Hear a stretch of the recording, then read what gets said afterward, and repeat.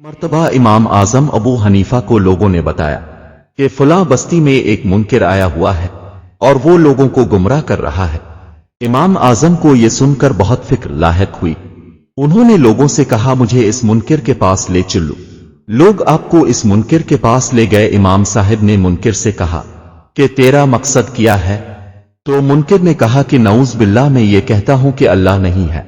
अगर कोई मेरे 3 सवालों का जवाब दे दे तो मैं इस दावे से पीछे हट जाऊंगा और मुसलमान हो जाऊंगा। इमाम साहिब मान गए और मुनाजरे की जगह और वक्त तय हो गया। वक्त मुकर्रर पर काजी की अदालत में मुनकिर तो वक्त पर पहुंच गया, लेकिन इमाम आजम तशरीफ ना लाए। जब काफी देर के बाद भी इमाम तशरीफ ना लाए तो मुनकिर ने यह कहना शुरू कर दिया कि लोगों देखो, तुम्हारा इमाम झूठा था, इसलिए वो यहां नहीं आया। अभी वो ये कह ही रहा था कि अचानक इमाम साहब वहां तशरीफ ले आए और कहा कि लोगों मेरी बात सुनो, मैं झूठा नहीं था, बल्कि जब मैं मुनाजरे के लिए घर से निकला तो रास्ते में एक दरिया था। जब मैं दरिया के किनारे पर पहुंचा तो वहां कोई कुश्ती, कोई मल्ला मौजूद न था। जब मैंने ये देखा तो बहुत परेशान हुआ और अल्लाह से दुआ की कि ए अल्लाह, अगर आज मुझे कोई कुश्ती ना मिली तो मैं ये मुनाजरा हार जाऊंगा और तेरा मुनकिर ये जीत जाएगा।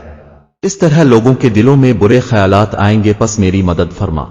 इमाम आजम ने फरमाया कि अभी मैं ये कह ही रहा था कि देखता हूं कि किनारे पर मौजूद दरख्त खुद ब खुद कट रहे हैं, फिर उनके तख्ते बन रहे हैं और वो तख्ते खुद ब खुद आपस में जड़ रहे हैं और देखते ही देखते कुश्ती तैयार होगी। हालांकि वहां कोई मौजूद न था। फिर मैं इस कश्ती में बैठ गया, लेकिन इस कश्ती को चलाने के लिए वहां कोई मल्ला मौजूद न था। मैंने अल्लाह ताला से दोबारा दुआ की कि अल्लाह, जब तो बगैर वसीले के कश्ती बना सकता है तो इस कश्ती को बगैर असबाब के चिल्लाना तेरे लिए कोई मुश्किल काम नहीं। अभी मैंने ये दुआ की ही थी, वो कश्ती खुद ब खुद चलने लगी और दूसरे किनारे पर लग गई। ये सुनना था कि मुनकिर खाकी मार कर हंसने लगा और कहने लगा, भला बताओ, बगैर किसी काटने वाले के दरख्त कैसे कट सकता है? बगैर किसी तख्ते बनाने वाले के तख्ते कैसे बन सकते हैं? बगैर किसी कुश्ती बनाने वाले के कुश्ती कैसे बन सकती है? और बगैर किसी मल्ला के कुश्ती कैसे चल सकती है? ये सुनकर इमाम आजम ने फरमाया कि ओ मुनकिर बदबख्त, अगर बगैर किसी बनाने वाले की कोई चीज बन नहीं सकती, अगर बगैर किसी चलाने वाले की कोई चीज चल नहीं सकती, तो ये बताओ कि ये दुनिया का निजाम, ये चांद और सितारे, ये सूरज का निजाम बगैर किसी चलाने वाले के कैसे चल रहा है? ये सुनना था कि मुनकिर हक्का बका रह गया और अल्लाह ताला की जात को तस्लीम कर लिया। फिर इस काफिर ने इमाम साहिब से कहा कि मेरा पहला सवाल यह है कि अगर अल्लाह मौजूद है तो वो हमें नजर क्यों नहीं आता? ये सुनकर सारे लोग परेशान हो गए, क्योंकि ये सवाल ही इतना मुश्किल और अजीब था। लेकिन इमाम साहिब ने लोगों से कहा कि जाओ एक दूध का प्याला ले आओ। लोग वो ले आए। अब इमाम आजम ने कहा कि बताओ, इस दूध के प्याले में मलाई मौजूद है? इस काफिर ने कहा, हां मौजूद है। फिर इमाम साहब ने कहा कि बताओ, अगर इसमें मलाई मौजूद है तो वो हमें नजर क्यों नहीं आती? ये सुनकर काफिर फिर सकते में आ गया और उसका जवाब भी उसके पास मौजूद न था। फिर इमाम साहब ने फरमाया, ओ काफिर, इसी तरह अल्लाह मौजूद भी है और वो हमें नजर भी नहीं आता। वो एक ही वक्त में हर तरफ मौजूद होता है, लेकिन हमारे आंख में इतनी ताकत नहीं कि उसे देख सके।